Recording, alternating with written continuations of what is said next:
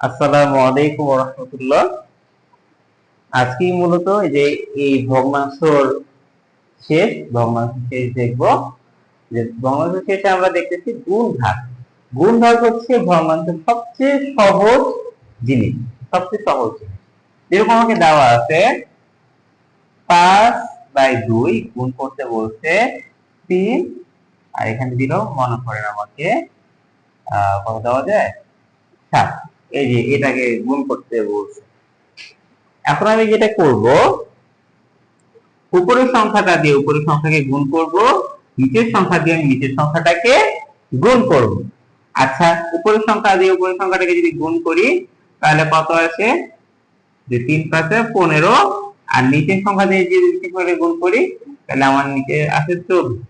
এই যে আমাদের রেজাল্ট হচ্ছে এই শেষ। হ্যাঁ হ্যাঁ, তাই আমাদের সংখ্যাটা কিরকম? যে উপরেরটা দিয়ে উপরে গুণ, নিচেরটা দিয়ে নিচেরটা গুণ। আচ্ছা, এখন যদি ভাগ হয় যে 5/3, আমাদের এখানে ভাগ করতে বললো 8/4, 8/5 দিয়ে দিলাম আর কি। আচ্ছা, যাই হোক, এটাকে আমাকে বলতে কি ভাগ করার জন্য। যদি আমি এখানে ভাগ করতে যাই তখন আমরা কি করব?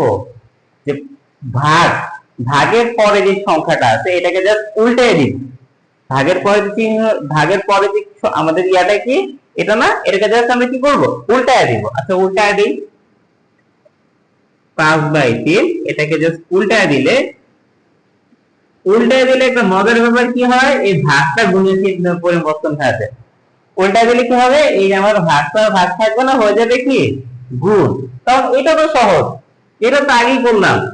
উপরটা দিয়ে উপরটা গুণ, নিচেরটা দিয়ে নিচেরটা গুণ। 5 × 5 আসবে আমাদের 25, আর নিচে গুণ করলে আসবে আর 3, এখানে আসবে 3 × 8 কত হয়? 24। ওকে, আসসালামু আলাইকুম।